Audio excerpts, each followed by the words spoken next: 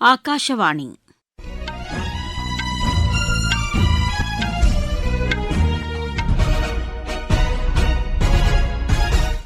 செய்திகள் வாசிப்பவர் சித்ரா பாலசுப்ரமணியன். தலைப்புச் செய்திகள்: இந்தியாவில் உள்ள முதலீட்டுக்கான வாய்ப்புகளை பயன்படுத்திக் கொள்ளுமாறு பிரான்ஸ் நாட்டின் தொழிலதிபர்களுக்கு பிரதமர் திரு நரேந்திர மோடி அழைப்பு விடுத்துள்ளார். உணவு பாதுகாப்பை உறுதிப்படுத்த வேளாண் உற்பத்தியை அதிகரிக்க வேண்டும் என மத்திய அமைச்சர் திரு பிரகலாத் ஜோஷி கூறியுள்ளார். சென்னை, பெங்களூரு, ஹைதராபாத் வழித்தடங்களில் அதிவிரைவு ரயில் சேவை தொடங்கப்படும் என மத்திய இணையமைச்சர் டாக்டர் எல். முருகன் தெரிவித்துள்ளார். திஷா எண்ணெய் கப்பல் 62,370 மெட்ரிக் டன் திரவ எரிவாயுவுடன் நாளை காலை குஜராத் வந்தடையும் என மத்திய அரசு தெரிவித்துள்ளது. இங்கிலாந்தில் நடைபெற்று வரும் சர்வதேச சேலஞ்சர்ஸ் டென்னிஸ் போட்டியில் இந்தியாவின் ஸ்ரீராம் பாலாஜி பிரேசிலின் மார்செலோ டெலோமினர் இணை அரையிறுதிக்கு முன்னேறியுள்ளது. இனி விரிவான செய்திகள். இந்தியாவில் உள்ள முதலீட்டுக்கான வாய்ப்புகளை பயன்படுத்திக் கொள்ளுமாறு பிரான்ஸ் நாட்டின் தொழிலதிபர்களுக்கு பிரதமர் திரு நரேந்திர மோடி அழைப்பு விடுத்துள்ளார். பாரிஸ் நகரில் அந்நாட்டின் தொழிலதிபர்களை இன்று சந்தித்து பேசிய அவர், உற்பத்தித் துறை, செயற்கை நுண்ணறிவு தொழில்நுட்பம், கடல்சார் உள்கட்டமைப்பு உள்ளிட்ட பல்வேறு துறைகளில் ஏராளமான வாய்ப்புகள் உள்ளதாக தெரிவித்தார். முதலீட்டுக்கான நடைமுறைகள் இந்தியாவில் எளிமைப்படுத்தப்பட்டிருப்பதாகவும் பிரதமர் திரு நரேந்திர மோடி கூறினார். உணவு பாதுகாப்பை உறுதிப்படுத்த வேளாண் உற்பத்தியை அதிகரிக்க வேண்டும் என மத்திய உணவு மற்றும் நுகர்வோர் விவகாரங்கள் துறை அமைச்சர் திரு பிரகலாத் ஜோஷி கூறியுள்ளார். புதுதில்லியில் இந்திய உணவுக் கழக நிகழ்ச்சியில் உரையாற்றிய அவர், அறிவியல் அடிப்படையிலான உணவு சேமிப்பு கிடங்குகளை அமைக்க வேண்டும் என வலியுறுத்தினார். நவீன தொழில்நுட்பம் மூலம் உணவு தானிய விநியோகம் மேம்படுத்தப்பட்டுள்ளதாகவும் அவர் கூறினார். பிரதமரின் ஏழைகளுக்கான உணவு தானியங்கள் வழங்கும் திட்டத்தின் கீழ் 98.5% பயனாளிகளுக்கு ஆதார் அடிப்படையில் அவை வழங்கப்பட்டு வருவதாக அவர் குறிப்பிட்டார். ஒரே நாடு ஒரே ரேஷன் அட்டை திட்டம் சிறப்பாக செயல்படுவதன் மூலம் இடம்பெயர்ந்த தொழிலாளர்கள் பெரிதும் பயனடைந்து வருவதாகவும் அவர் கூறினார். தொழில்நுட்பத்தை பயன்படுத்தி வெளிப்படைத்தன்மையுடன் உணவு தானிய விநியோகம் செய்யுமாறு பிரகலாத் ஜோஷி அதிகாரிகளுக்கு அறிவுறுத்தினார். மத்திய உள்துறை அமைச்சர் திரு அமித் ஷாவை இந்தியாவுக்கான அமெரிக்க தூதர் திரு செர்ஜியோ கோர் சந்தித்து பேசினார்.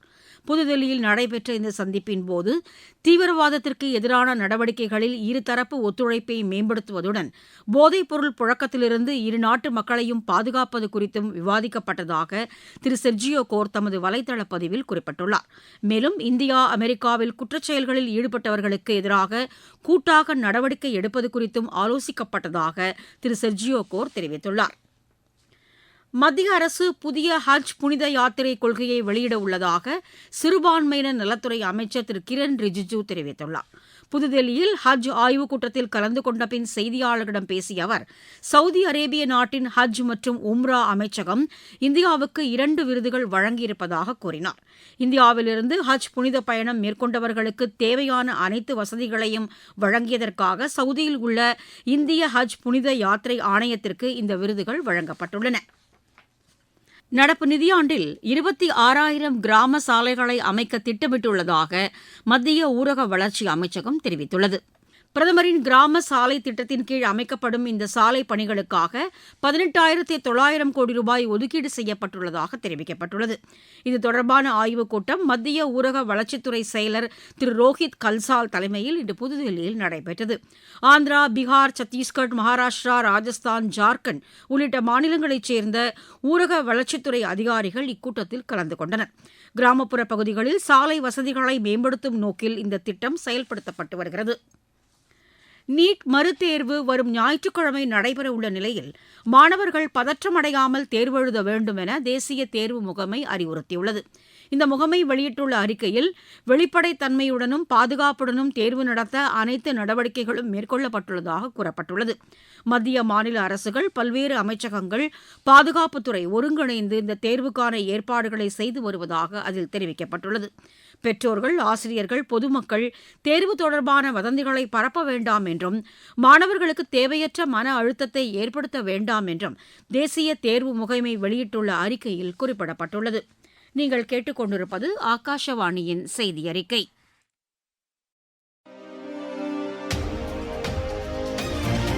ஊரக வளர்ச்சிக்கான புதிய அத்தியாயம். வளர்ச்சியடைந்த இந்தியாவிற்கான ஊரக வேலைவாய்ப்பு உறுதி மற்றும் வாழ்வாதார சட்டம் ஜூலை மாதம் 1ஆம் தேதி முதல் செயல்பாட்டுக்கு வருகிறது. இந்த சட்டம் வருடத்திற்கு 125 நாட்கள் வேலையை உறுதி செய்கிறது. இதில் வாரந்தோறும் ஊதியம் வழங்கப்படுவது கட்டாயமாக்கப்பட்டுள்ளது. பணி முடிந்த 15 நாட்களுக்குள் ஊதியம் வழங்குவதை உறுதி செய்வதற்கான அம்சங்களும் இதில் இடம்பெற்றுள்ளன. ஊதியம் காலதாமதமாக வழங்கப்பட்டால் அதற்கான இழப்பீட்டுத் தொகைக்கும் இதில் வகை செய்யப்பட்டுள்ளது. வளர்ச்சியடைந்த இந்தியாவிற்கான பயணத்தில் மோடி அரசு தொடரும் சீர்திருத்த நடவடிக்கைகள். சென்னையிலிருந்து பெங்களூரு மற்றும் ஹைதராபாத் வழித்தடங்களில் அதிவிரைவு ரயில் திட்டங்கள் செயல்படுத்தப்பட உள்ளதாக தகவல் ஒலிபரப்புத்துறை இணை அமைச்சர் டாக்டர் எல் முருகன் தெரிவித்துள்ளார். சென்னையில் அமைக்கப்பட்டுள்ள நமோ சென்டர் அதிநவீன பயிற்சி மையத்தை திறந்து வைத்து பேசிய அவர், மும்பை அகமதாபாத் இடையேயான புல்லட் ரயில் திட்டம் அடுத்த ஆண்டு பயன்பாட்டுக்கு வரும் என கூறினார். இந்தியா உலகில் 3வது பெரிய பொருளாதார நாடாக உருவெடுத்து வருவதாக கூறிய அவர், டிஜிட்டல் பரிவர்த்தனைகள், ஸ்டார்ட் அப் நிறுவனங்கள் மற்றும் நவீன தொழில்நுட்ப வளர்ச்சியில் நாடு சாதனை படைத்து வருவதாகவும் தெரிவித்தார். நவீன விமான நிலையங்கள், விரைவு சாலைகள், வந்தே பாரத் ரயில்கள் உள்ளிட்டவை நாட்டின் வளர்ச்சியை மேம்படுத்தியுள்ளதாக அவர் கூறினார்.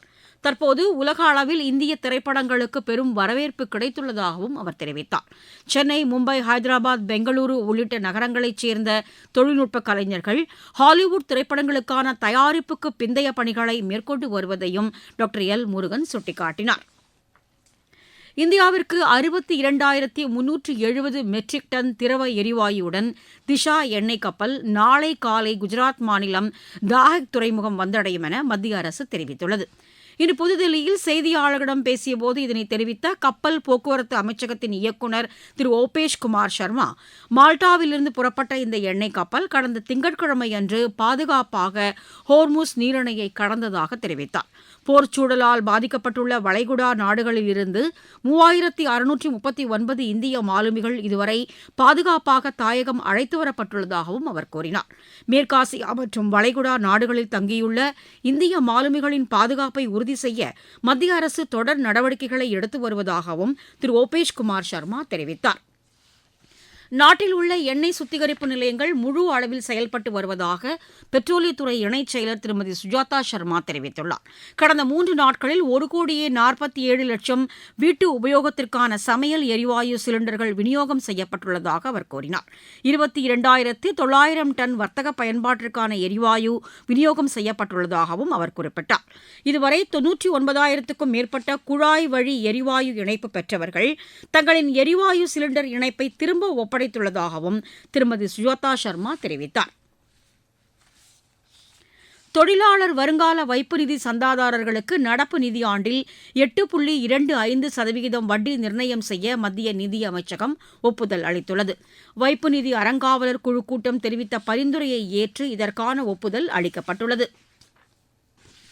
ஐரோப்பிய நாடுகளின் பாதுகாப்பிற்கு நேட்டோ உறுப்பு நாடுகள் ஒருங்கிணைந்து செயல்பட வேண்டும் என அமெரிக்க பாதுகாப்புத்துறை அமைச்சர் திரு பீட் ஹெக்சேத் கேட்டுக் கொண்டுள்ளார். நேட்டோ பாதுகாப்புத்துறை அமைச்சர்கள் கூட்டத்தில் உரையாற்றிய அவர், நேட்டோ அமைப்பின் ராணுவத் திறனை வலுப்படுத்த உறுப்பு நாடுகள் ஒத்துழைக்க வேண்டும் என்றும் கேட்டுக் கொண்டார். விளையாட்டுச் செய்திகள். இங்கிலாந்தில் நடைபெற்று வரும் சர்வதேச சேலஞ்சர்ஸ் டென்னிஸ் போட்டியில் இந்தியாவின் ஸ்ரீராம் பாலாஜி பிரேசிலின் மார்சிலோ டெமோலினர் இணை அரையிறுதிக்கு முன்னேறியுள்ளது. ஆடவர் இரட்டையர் பிரிவு காலிறுதி ஆட்டத்தில் இந்த இணை 7-6, 7-6 என்ற செட் கணக்கில் இந்தியாவின் அனிருத் சந்திரசேகர் ஜப்பானின் தக்கரு யுகுசுகி இணையை வென்றது. லூபியானா சர்வதேச டேபிள் டென்னிஸ் போட்டியில் இந்தியாவின் மானவ் தாக்கர் மனுஷா இணை காலிறுதிக்கு முன்னேறியுள்ளது. துருக்கியில் நடைபெற்று வரும் சர்வதேச டென்னிஸ் போட்டியில் இந்தியாவின் பிரணவ் செந்தில்குமார் காலிறுதிக்கு முந்தைய சுற்றுக்கு முன்னேறியுள்ளார். ஆசிய இரட்டையர் ஸ்குவாஷ் சாம்பியன் போட்டி மலேசியாவில் இன்று தொடங்கியது. இந்தியா, பாகிஸ்தான் உட்பட 9 நாடுகளைச் சேர்ந்த 69 பேர் இதில் பங்கேற்றிருக்கிறார்கள். இந்தியாவின் சார்பில் அபய் சிங், வேலவன் செந்தில்குமார் உள்ளிட்டோர் இதில் கலந்து கொண்டிருக்கிறார்கள். மீண்டும் தலைப்புச் செய்திகள். இந்தியாவில் உள்ள முதலீட்டுக்கான வாய்ப்புகளை பயன்படுத்திக் கொள்ளுமாறு பிரான்ஸ் நாட்டின் தொழிலதிபர்களுக்கு பிரதமர் திரு நரேந்திர மோடி அழைப்பு விடுத்துள்ளார். உணவு பாதுகாப்பை உறுதிப்படுத்த வேளாண் உற்பத்தியை அதிகரிக்க வேண்டும் என மத்திய அமைச்சர் திரு பிரகலாத் ஜோஷி கூறியுள்ளார். சென்னை, பெங்களூரு, ஹைதராபாத் வழித்தடங்களில் அதிவிரைவு ரயில் சேவை தொடங்கப்படும் என மத்திய இணையமைச்சர் டாக்டர் எல் முருகன் தெரிவித்துள்ளார்.